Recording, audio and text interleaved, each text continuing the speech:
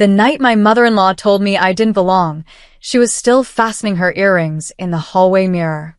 I was standing by the foyer table with a bottle of Sancerre and a bundle of tulips I'd picked up on my way, an offering, a habit from childhood, the way you show people you come in peace. Evan had walked ahead to greet his father. The house smelled like lemon oil and lake air. "Family dinner means family," she said to my reflection, not to my face. "You understand." I held the tulips closer, so the cool stems kept my hands from shaking. "I'm Evan's wife." She smiled the way people do when they're about to say something they think is merciful. "You're recent. This is for the Pierces." I don't know why that's the sentence that hooked into me, for the Pierces, as if I were air instead of a person. Behind me, the dining room hummed with cutlery and careful laughter. On the sideboard, placed cards with perfect copperplate weighted in a neat row. I could see one for Evan, one for his sister, one for a cousin flying in from Denver. There wasn't one for me. Looking back now, I realized that was the first crack. Not the name-calling or the jokes people made at bigger parties when they forgot I had ears, but the smaller arithmetic of inclusion, written in cardstock and ink. I didn't say anything. Silence, for me, has always been a kind of shelter. Evan came back to get me, cheerful as always, and took the wine, and the evening trod forward on high heels and monograms. I held my breath through the soup course. I decided I wouldn't cry in their house. Back then, Evan and I lived in a small apartment near the river with creaky heat and an elevator that wheezed like a smoker. I liked it. If the windows were open, you could smell the pretzels from the cart downstairs. On our second night there, a car I didn't recognize idled outside, and the driver rang the buzzer with my name. "Your mother," I told Evan, puzzled, watching a uniformed man carry up a box. He shook his head. "Not mine." The box was light but ungainly. Inside, wrapped in brown paper, was a painting of a single, pale magnolia, beautiful, calm.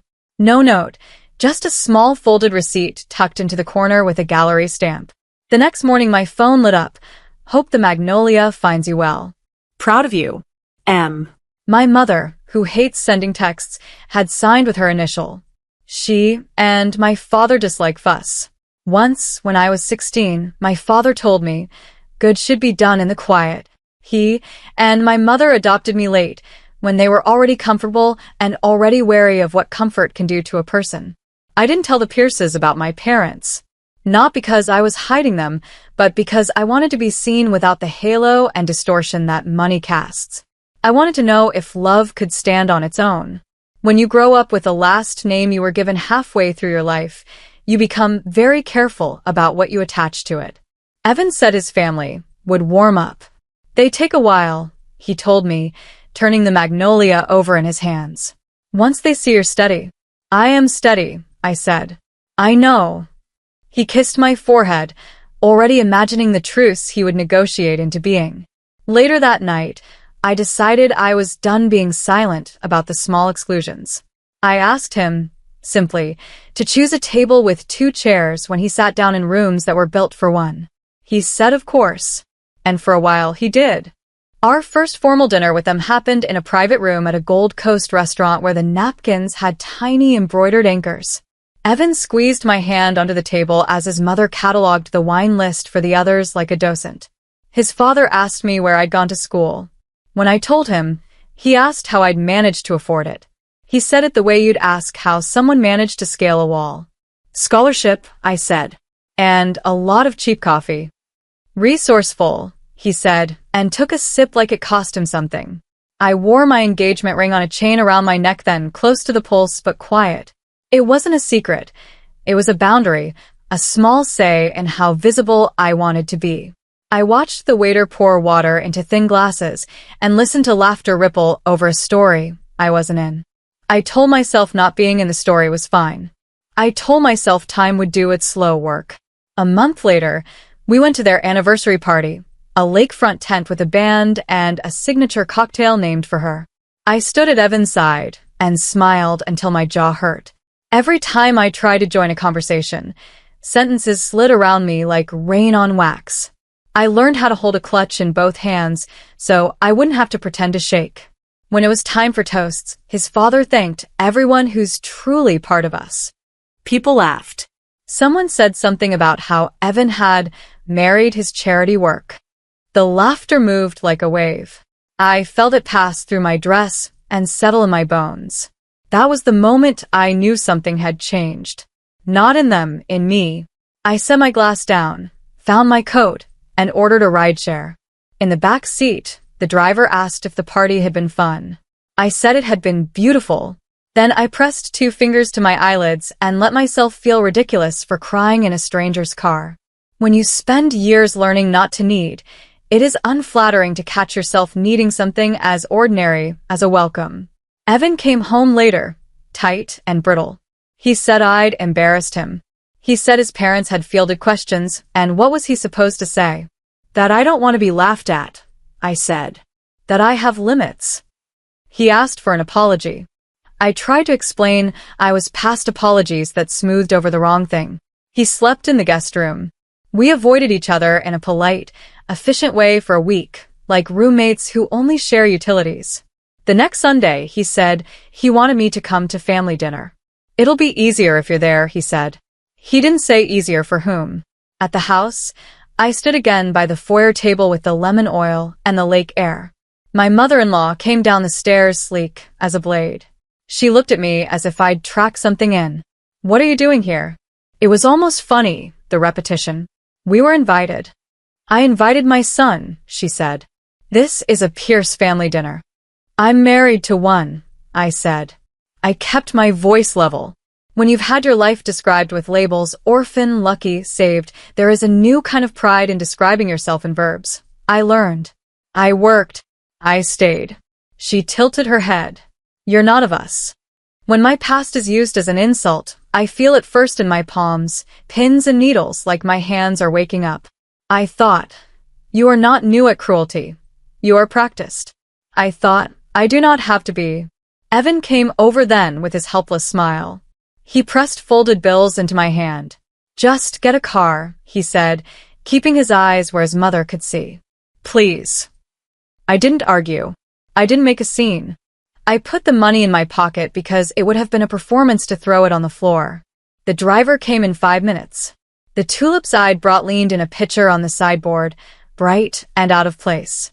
For 2 weeks after that, the apartment was an airport with every flight delayed. We moved around each other with apology-shaped silences that never became words. On the nights of the Pierce dinners, Evan left early and came home smelling like oak and old Chardonnay. I made pasta and watched the boys in the parking lot race their skateboards under the fluorescents. I remembered being a kid and learning the rules of other people's homes. Don't touch the piano unless asked, cut the cake from the back, so the front looks whole. There are 1,000 ways to be temporary. When my parents called, I was careful at first. Old habits. I told them everything was fine. They waited. My mother has a way of letting silence swell until the truth crawls out on its own, relieved to be found. It's not good, I said finally and felt my shoulders drop as if I'd been carrying a bag I didn't know I had. They don't want me there. And Evan, he wants me only in ways that don't cost him. My mother exhaled a sound that wasn't quite anger. My father cleared his throat. He asked where they were holding the next dinner. He asked if I could find out. He said it gently, like a man offering a coat to someone pretending not to be cold. I did know. They alternate. House, restaurant, house. The next would be a private room at a place on State Street with brass lamps like tulips. I told my father the time. He thanked me and asked how I was sleeping. I told him the truth. Not well, but better when I read in the bath. He made a quiet approving sound. Before they flew in, my mother's friend, who is also their lawyer, called me and asked how I wanted my future to look. Not the next week or two, but the horizon. She spoke to me like someone who believes you already know the answer and is only there to witness you saying it out loud. I said I wanted quiet. I said I wanted to be allowed in my own life, to stop asking to be allowed. The afternoon my parents arrived, they sent me to a small hotel spa they like in River North. Let them rub your shoulders until the wait forgets your name, my mother texted, uncharacteristically indulgent with emojis. When I came home, the apartment smelled like magnolia. I hadn't noticed it before, the painting holding its own in the corner, patient as a kept promise. In the mirror, I watched my face and didn't try to fix it. I thought of the girls I knew growing up who tried so hard to be enjoyable that they forgot how to be true. I thought of the woman I wanted to be, someone who does not make herself smaller to fit inside the story someone else is telling. I also thought about Evan as a boy. How it must have felt to be raised in rooms where love arrived wearing conditions like a coat. He had always worked so hard to be agreeable that conflict felt like failure to him. I could have forgiven that. What I couldn't forgive was that he handed my dignity to his mother because it was convenient in the moment. Grief, I've learned, isn't only for deaths. It's for the shape of a life you're not going to have. I grieved the dinners that would never be easy. I grieved the children we'd maybe named in jokes. I grieved the part of me that thought if I were very, very good, people would let me stay. The restaurant had those old-fashioned shades that make light look like syrup. Evan texted to say he was already there. I sent back a small heart because even endings are a kind of tenderness. I sat on the edge of the bed and waited for the knot in my stomach to loosen. It didn't. That's the thing about bravery. It doesn't feel like a trumpet. It feels like a steadying of the hands. My parents didn't tell me exactly what they planned to say, only that they wanted to see the situation with their own eyes. "We're not here to rescue you," my father said on the phone that morning. "You don't need rescuing. We're here to stand where you stand." In the photos on the restaurant's website, the private rooms looked like cabins on an ocean liner, polished, contained, expensive. Inside, the Pierces laughed with a handful of relatives and friends of the firm. Evan saw my parents in the doorway first and half rose, confused. My father smiled the way he does when he meets former students in grocery stores, warm, as if everyone is already forgiven. "Good evening," he said. I recognized a few familiar faces. My mother-in-law brightened with the brittle excitement of people who see a headline walking toward them. My father's name means something in this town whether he likes it or not. Board seats, hospitals with wings. He hates that part. He likes the small, invisible acts. Tuition paid quietly, roofs repaired after storms. He and my mother built a life made of doorways they didn't advertise. "We weren't expecting," my father-in-law began. "No," my father said kindly.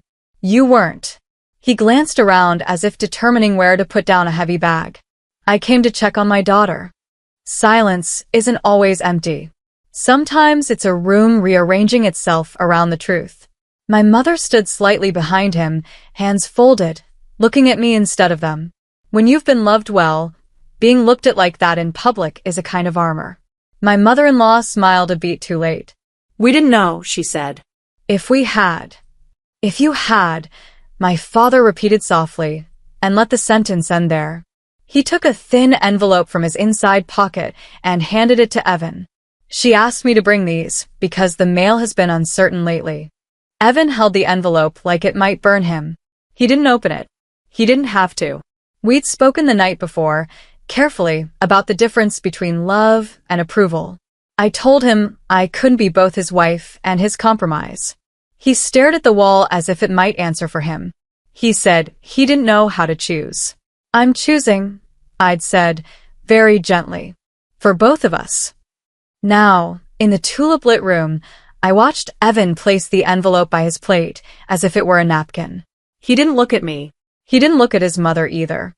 He stared at the tablecloth, and in that moment I loved him the way you love a house you've already moved out of, for the light it used to have. My father didn't grandstand.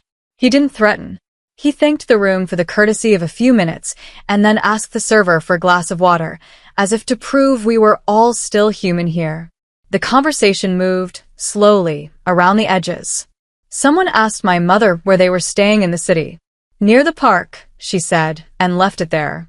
People who needed to know already knew. I did not watch the fallout. It happened as fallout does, through channels I don't belong to and never asked to. Investors pay attention to how people treat people. The Pierces were good at the kind of polish that looks like integrity until you stand too close. What I did see was smaller and mattered more. The way my mother reached for my hand as we walked out, the way my father touched Evan's shoulder before leaving as if to say there was another way. At the curb, The air smelled like a storm thinking about it. My father asked if I wanted to ride with them. I said I'd walk. It wasn't far. The city felt readable again, like a book I could finish. The divorce moved forward the way good medicine does. Cleanly, with the right amount of pain. There were moments when I reached for my phone, sure I could fix it if I found the proper sequence of words. Then I would remember the bills in my palm, the way his fingers didn't shake. I would brew tea and sit by the magnolia and let my heart catch up to what my mind already knew. My parents took me away for a while, no grand tour, just small towns and wide water. We ate pie in places where the menu has been the same for 20 years. We walked until our legs hurt, pleasantly. On a porch somewhere north, my mother taught me how to mend a snag in a sweater without leaving a scar. She said most repairs are like that. If you pull too hard, you make a hole out of a thread. When we came back, the apartment felt larger. I bought a second-hand table with room for whoever my life would invite. I started saying yes to coffee with people I hadn't made time for. I said no to rooms where I had to earn my oxygen. The magnolia watched me learn how to be alone without auditioning for an audience. Months later, I ran into Evan on Wabash near a shop that sells cufflinks. We stood there like two people who know each other's favorite breakfast order, and also nothing at all. He told me his parents were adjusting. He said it like weather. He said he was sorry. He looked older, which is to say he looked like himself without the performance. I know, I said. He asked if I was happy. I told him happiness comes and goes the way light through window blinds does, striped, moving. What I have is steadier.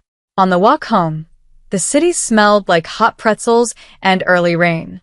I thought about belonging, how people talk about it like a room you wait to be invited into. I think it's more like a house you build yourself, stick by stick, the kind of place where you keep spare towels and extra forks just in case. You decide who gets a key. You learn to recognize who wipes their feet. Sometimes losing everything isn't the end. It's the start of finally choosing yourself. Thank you for walking this path with me. Every story reminds us that strength often hides behind heartbreak. If this one touched you, stay with us, where every story reveals another truth of the human heart. Don't forget to like, subscribe, and share, so more stories like this can find the people who need them most.